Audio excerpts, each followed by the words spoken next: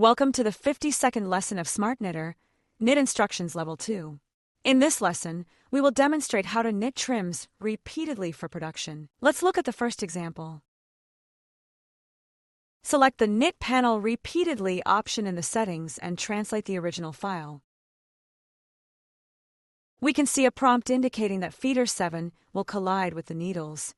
Since this trim widens in the middle, if the panel is knitted repeatedly, the system will alert you to a potential collision if the feeder stopping position falls within the width of the panel. To resolve this collision prompt, we need to move the stopping position of feeder 7 away from the panel width. Select Color 15 in the Color panel and click on a stitch outside the panel area at the last knitting row of feeder 7.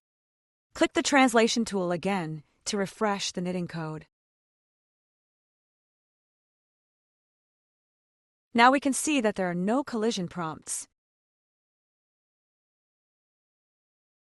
Save the machine code separately to ensure that the modification is saved for later use. Let's look at another example. This is a trim that narrows on both sides. When set to knit repeatedly, there is also a prompt warning of a collision with feeder 7.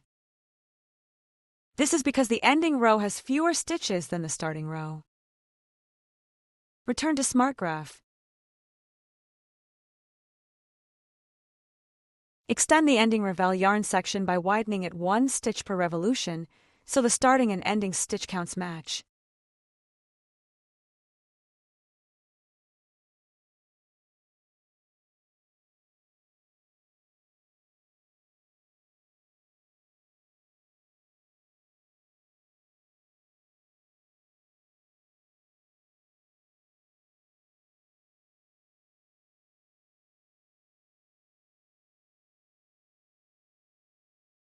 Copy the widened section to the right side as well.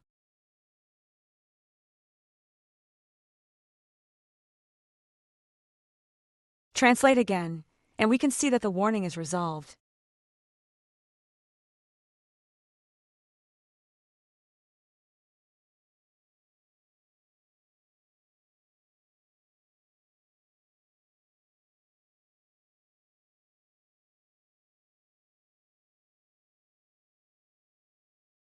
Let's look at another example.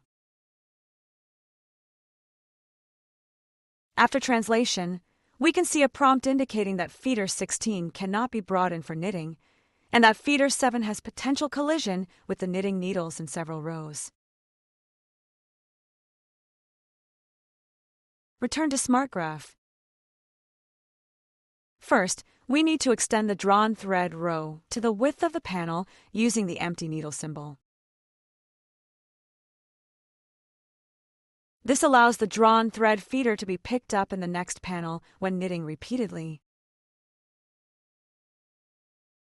Translate again. We can see that the feeder 16 warning prompt is resolved. As in the first example, feeder 7 must rest outside the knitting area to avoid potential collision. Select Color 15 in the Color panel and click on a stitch outside the panel area at the last knitting row of feeder 7.